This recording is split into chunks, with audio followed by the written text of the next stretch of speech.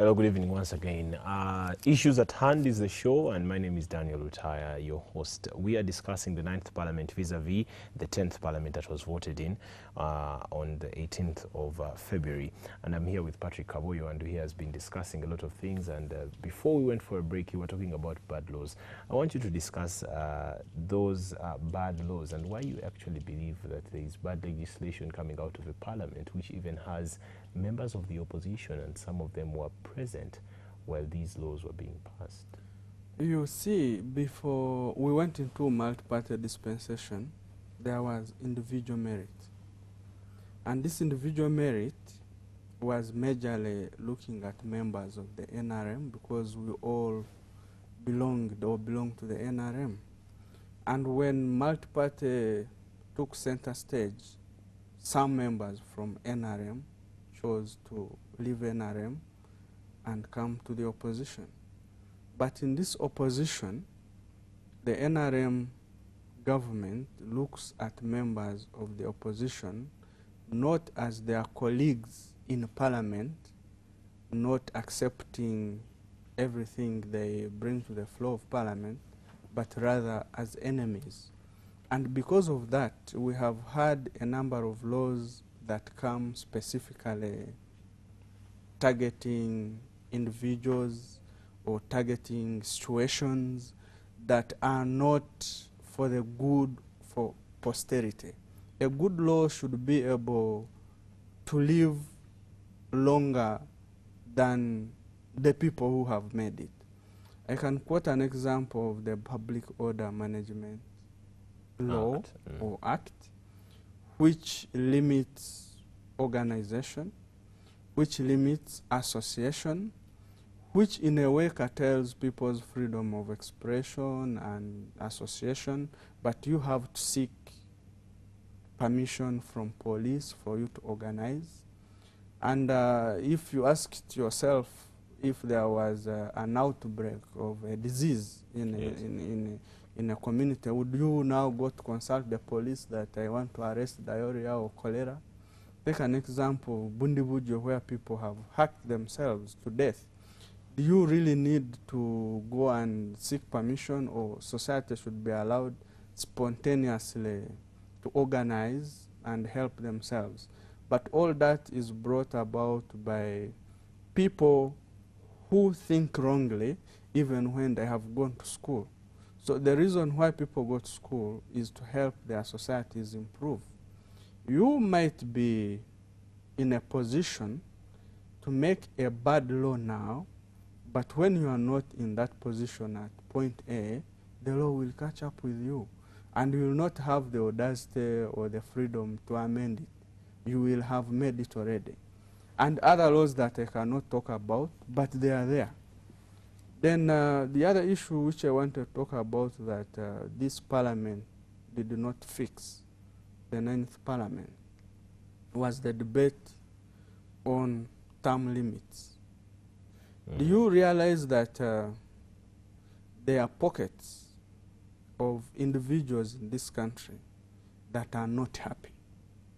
While the majority of the countryside could be happy, but I call it cosmetic happiness. There is no natural happiness that everybody is happy, just because the issue of term limits was not honestly discussed. And to me, the honest discussion of this term limits business must start with the Parliament, the 10th Parliament. Let's not target the debate on term limits to only the President. We should also target to the members of Parliament. The members of Parliament. Yes, if the President is talked about having served for so many years, and there are also MPs who have served for as long as that. Or as long as we cannot know, they should also be restricted by the same principle. Okay, the phone lines are open. The number to call is 0200-906-672. That is 0200-906-672. You can call on that number and talk to us. Tell us what you think about what we're discussing right now, what your view on the 9th Parliament is. As we proceed with this entire discussion, we shall keep getting the phone calls. Hello. Good evening. Your name, where you're calling from, and your question or comment. My name is Akiri. Where are you calling from? I'm calling from Entebbe. Yes, proceed with your question or comment. Yeah, I have a question that I want to ask the gentleman in the studio. That according to the way you have analyzed the ninth parliament, have you observed anywhere the members of parliament that are supporting the government and those that are really trying to advise, I'm not going to say opposing, advising the government at a certain point where they reach and they agree on a particular law that is really universal to every person who lives in Uganda? Okay, I think his question is noted. He wants to know whether there has been, you have noted any sort of agreement between the two antagonistic sides that sometimes are at loggerheads, but then at some particular point in time they end up connecting. Let me get two more callers, then you'll answer that, all those together. Hello. Hello. Yeah, from, yes. What you've been discussing. Your name first. Your name, where you're calling from first. Farida Kinari. Yes, Farida. Just proceed with your question or comment. Yeah, from what you've been discussing, was Uganda ready for the multi-political dispensation? Hello? We can hear you. Okay. Was Uganda ready for a multi-party dispensation? I think you'll be answering that later on. I'll be getting just one more caller, and then I will give that back to you so that you can answer those questions and also answer mine. Hello, call online. Hello. Hello. Yes, your name, where you're calling from, then your question or comment in that order, please.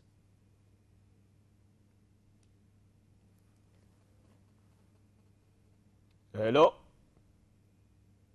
Sorry, I think we have lost that caller, but you'll be answering that together with,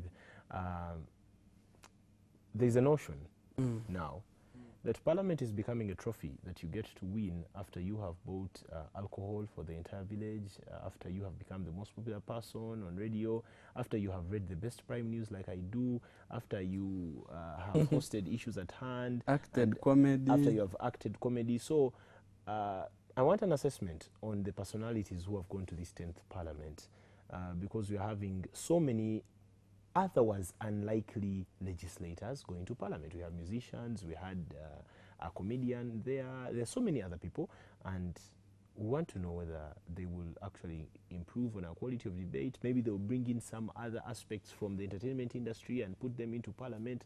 What exactly are these people going to do? You see, Daniel, the population gives us the policy makers we work with, and those are the MPs primarily.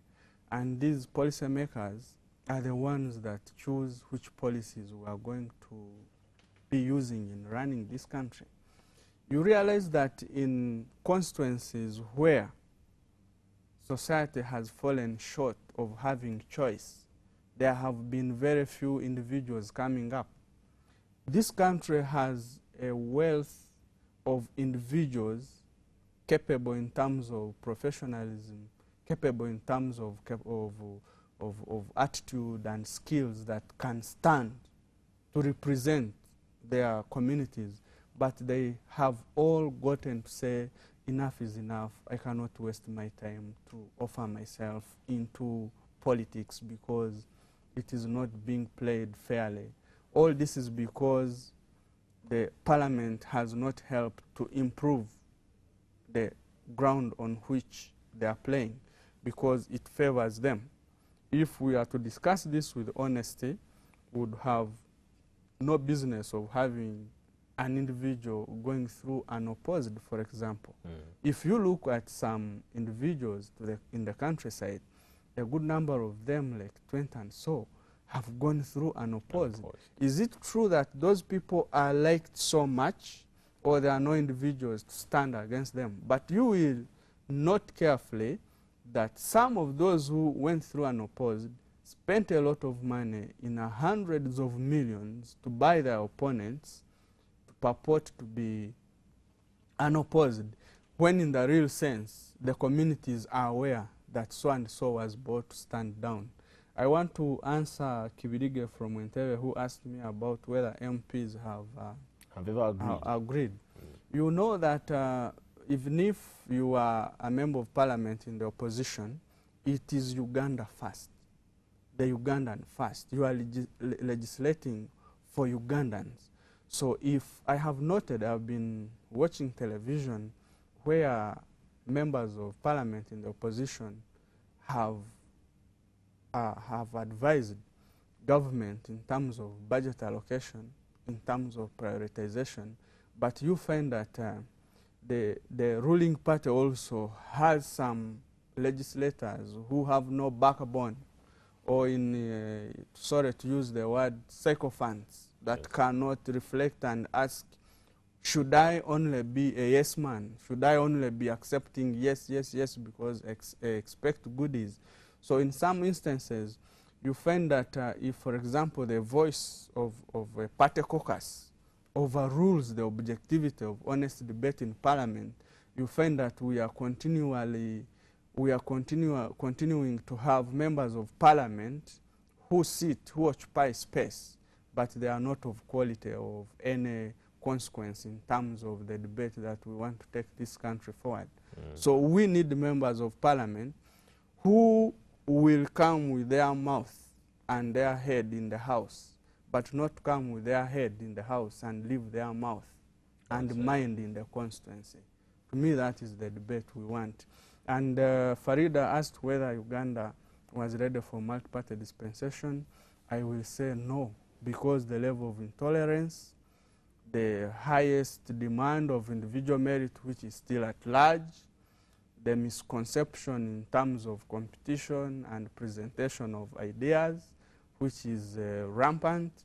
You should have looked at what came out of the youth representation as leaders everywhere in Gulu, Fort Portal, Masaka, and I think I have forgotten another district, all mad by chaos. Yes. And those are the leaders that the elders of this country are supposed to turn the baton to. So these young people also need to know that in a multi-party dispensation, we have to listen to their voices, we have to objectively relate, we have to be rational, we have to discuss issues, not personalities, we have to present Uganda first, we have to project, we have to work within an agreed timeline and time frame, but all that is still a long way to go. And I think this parliament also comes in with a burden in terms of having representatives who have not been fully assessed by us, the population. And when I say by us, I'm referring to the representatives. We voted for them. No, there are people you don't vote for, I don't vote for, and those are the representatives of the army. I don't think that members of parliament who are representing the army have had to be assessed, and their reports have been circulated for us civilians to understand what they have been doing in that house for 5 years. I have not heard of any who has proposed the private members bill or who has stood on the floor of parliament, apart from General Katumba, who I have at least seen thrice or saying something. But of course not to generally come to the floor and say this is from our good general. So I think the time they have spent, we have reached a level of stability. Okay, I think let me get just one more caller. Hello? Yes, please, your name and where you're calling from. Calling from Rukwanzuru. Yes, please, your question or comment, just in a few seconds. What? Your question or comment? It is a comment. Yes, just proceed, please. The gentleman, Mr. Kawoyo, in the studio. Yes. Since that Uganda was not ready for multi-party politics, and that person has been rotating all around, and I feel that it has been people in the ruling, the imaginary system which was called movement system. But I would love to supplement that Uganda has been a rebel for multi-party system since 1980. Even according to the president of Uganda, the current president of Uganda, so that we don't have the same line of thinking. Therefore, our lines of our thinking must be shaped in the party. That was my comment. Okay, thank you very much. And I respond to, thank you very much for calling from Rukunjiri. If you have observed the level of intolerance, I want to repeat it.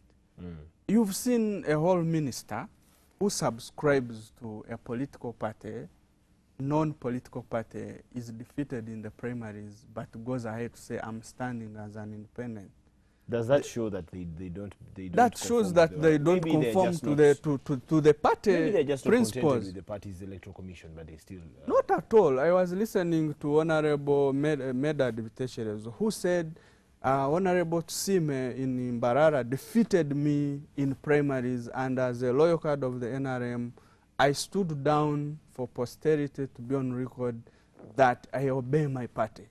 That one is a nationalist, is a party loyalist. But how many people have? Very few did that. Very few. And now the courts of law, all judges this time are going to be stressed because of these electoral disputes that they are going to receive. Courts are going to be full of, I'm sorry to say, petitions that are of no consequence just because people don't understand how to relate in their own parties. He may argue it in terms of political versions, but on the academic point of view, I think we have a lot of work to do to have the message of the multi-party dispensation sink, first of all, among the party players, the politicians, the academia, and the population. Okay, this entire discussion has been rotating around assessment of the 9th Parliament and prospects for the 10th Parliament. Now, we have answered all these questions, and the reason as to why I've been asking you all these questions, and I think the same reason why the viewers have been asking you those questions, is for you to answer one final and big question, which is the elephant in the room. Do you think the 10th Parliament will do better than the 9th Parliament? Will it do justice to the people who woke up early in the morning at 6, went to those polling stations on the 18th of February and voted those people into Parliament? I don't think the 10th Parliament is going to be any better than the 9th Parliament.